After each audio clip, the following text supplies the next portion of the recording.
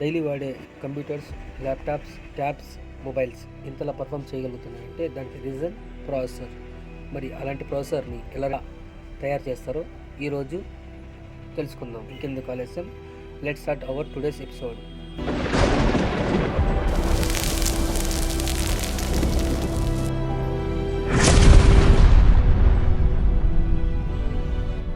Microchip తయారు చేయడానికి కావాల్సిన ముఖ్యమైన ఎలిమెంట్ సిలికాన్.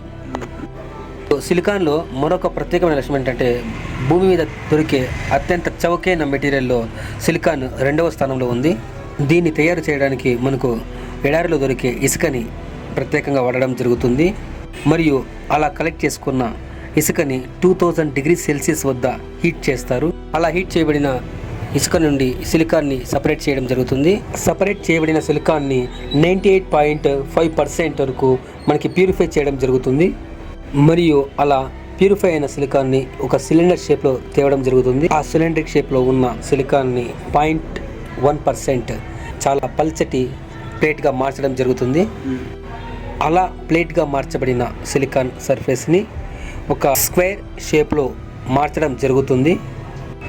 సో ఇది ఫ్రెండ్స్ ఇవాటి వీడియో. నెక్స్ట్ పార్ట్ 2 కోసం కామెంట్ చేయండి.